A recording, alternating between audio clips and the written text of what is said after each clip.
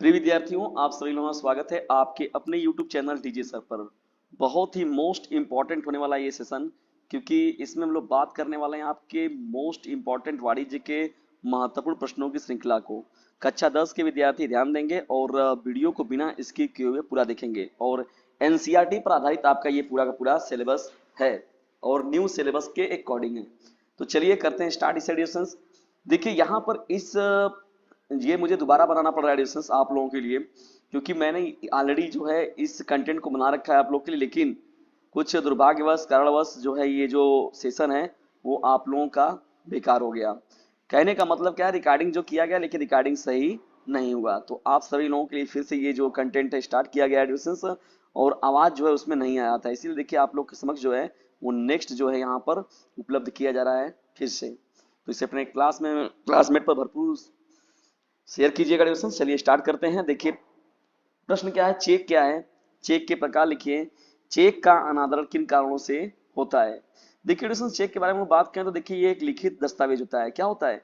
एक लिखित दस्तावेज के रूप में होता है जो बैंक को जारीकर्ता के खाते से प्राप्तकर्ता के खाते में एक विशिष्ट राशि का भुगतान करने का निर्देश दिया जाता है।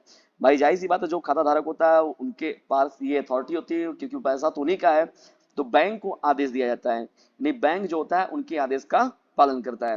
यह क्या होता है, व्यक्तियों और संस्थाओं के बीच जो होता है धन हस्तांतरित करने की एक सुरक्षित और सुविधाजनक विधि के रूप में हम लोग काम करते हैं। जैसे देखते नहीं है कि बहुत से लोग हैं तो अमाउंट जब निकालना होता है तो अमाउंट में क्या करते हैं, वो चेक काट कर दे देते हैं।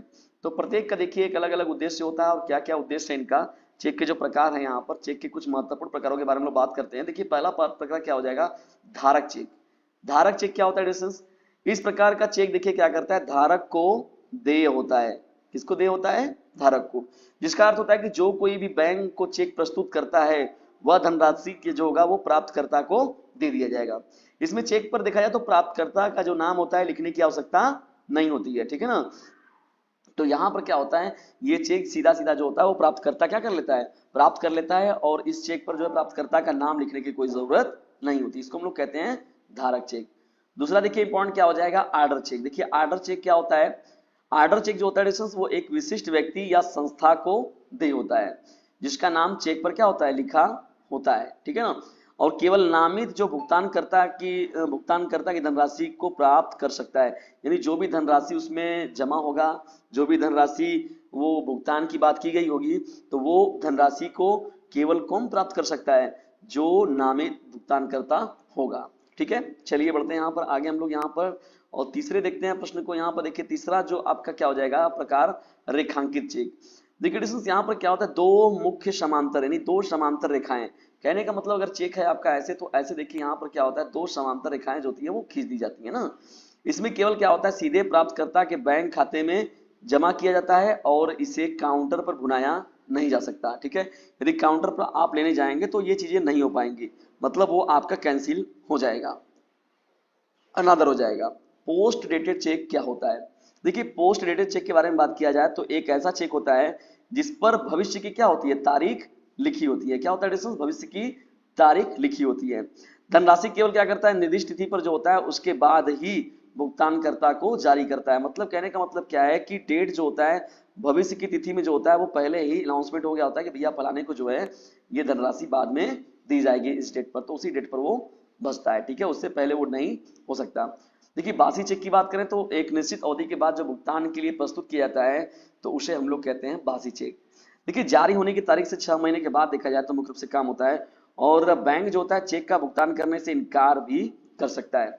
अब देखिए ये तो बात हो गया चेक किसे कहते हैं हम लोग, चेक के प्रकार क्या है, चेक का होना क्यों जरूरी है। अब हम लोग बात करते हैं यहाँ पर कि चेक के अनादरण को, यानी चेक जो किस कारणों से क्या होता है उसका अनादर हो जाता है, या किस कारणों से जो होता है चेक कैंसिल आउट हो जाता है। देखिए पहला महत्वपूर्ण पॉइंट क्या हो जाएगा, अपर्याप्त धनराशि। मतलब कहने का मतलब क्या है कि जितना अमाउंट आपने भरा है, अगर उतना अमाउंट जो है आपके बैंक अकाउंट में नहीं है, तब आप उस केस में क्या होगा, आपका जो चेक होगा वो रद्द कर दिया जाएगा। जैसे कहा गया आपने 50,000 का चेक काट दिया और आपके अकाउंट में जो है केवल 10,000 है, 20,000 है, तो उस केस में क्या होगा, जो आपका जो चेक होगा उसका अनादर हो जाएगा, और मतलब उसका आदर नहीं होगा बल्कि उस चेक को कैंसिल कर दिया जाएगा। दूसरा देखा जाए, अगर दूसरा महत्वपूर्ण बात तो देखिए खाता बंद। यदि कहा जाए कि जो भी चेक जारीकर्ता का खाता बंद कर दिया गया है, निष्क्रिय है, उस केस में भी चेक जो होगा वो अनादरित हो जाएगा या चेक को कैंसिल कर दिया जाएगा। जब अकाउंट ही नहीं एक्टिव है तो कहां से वो, जाहिर सी बात है चेक भी एक्टिव नहीं होगा, चेक को भी मतलब कैंसिल कर दिया जाएगा। तीसरा देखिए महत्वपूर्ण होता है बेमेल हस्ताक्षर। देखिए जब भी कभी भी चेक पर लिखते हैं तो उसमें हस्ताक्षर का विशेष ध्यान दिया जाता है, यानी हस्ताक्षर खाताधारक का जो हस्ताक्षर होता है वो बहुत मायने रखता है। और बैंक क्या करती है, पहले से ही हम लोग का नमूना हस्ताक्षर जो है वो लेती है और उस नमूने हस्ताक्षर से वो उसका मिलान करती है। अगर सही है तो ठीक है भैया, नहीं तो फिर उसको क्या करेगी, अस्वीकार कर देगी। इस तरीके से जो होगा आपके चेक का अनादर हो जाएगा। जब चौथा देखिए पॉइंट क्या हो जाएगा, ओवर राइटिंग या बदलाव। देखिए ओवर राइटिंग का मतलब क्या होता है या बदलाव क्या होता है, उचित प्रमाणीकरण के बिना देखा जाए तो चेक पर कोई भी बदलाव या ओवर राइटिंग जो होता है इसके अनादर का कारण बन सकता है। तो देखिए यहाँ पर ओवर राइटिंग जब आप करते हैं तब उस केस में भी क्या होता है, जो आपका चेक होगा वो अनादरित हो जाएगा। देखिए कुछ कारणों से क्या होता है, पांचवा देखिए पॉइंट भी मोस्ट इंपॉर्टेंट है, फ्रीज किया गया खाता।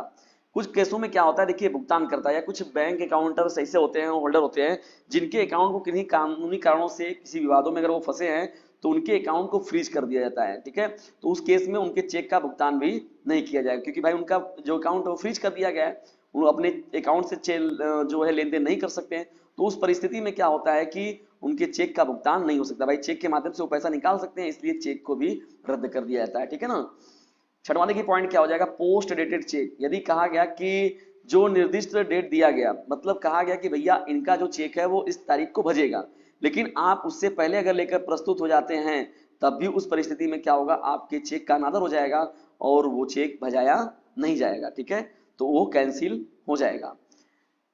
देखिए यहाँ पर पॉइंट में लोग बढ़ते हैं, यहाँ पर रेखांकित चेक। यदि कोई रेखांकित चेक जमा करने के बजाय जो है भुनाने की कोशिश किया जा रहा है कि भैया चेक जमा करने के बजाय हम लोग सोच रहे हैं उसे काउंटर पर भुना दिया जाए, काउंटर पर ही उसे भजा लिया जाए, तो उस केस में वो अस्वीकृत हो सकता है। ठीक है, और चेक देखा जाए तो डिस्टेंस इस तरीके से जो है बहुत ही महत्वपूर्ण है और वित्तीय साधन का एक बहुत ही महत्वपूर्ण साधन है, और कुछ व्यवस्थाएं जो बनाई गई है उनके बेस पर जो है इन पर लेके कार्य किया जाता है, जिस तरीके से वो अपने कार्यों को करते हैं।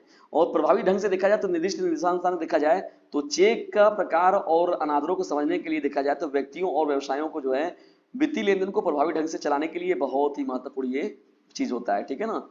दोस्तों देखिए बहुत ही महत्वपूर्ण ये प्रश्नों की श्रृंखला चल रही है। देखिए अभी और बहुत सारे प्रश्न हैं जो आपके साथ डिस्कस किए जाएंगे, तो बहुत ही महत्वपूर्ण प्रश्नों की श्रृंखला अभी बाकी है डिस्टेंस। लेकिन एक काम आप लोग करना है कि पढ़ने के साथ ही साथ इस चैनल का लिंक जो है उसे अपने क्लासमेट पर शेयर करते रहना है। अभी मोस्ट इंपॉर्टेंट प्रश्नों की श्रृंखला जारी रहेगी आप सभी लोगों के लिए डीजे सर चैनल की तरफ से।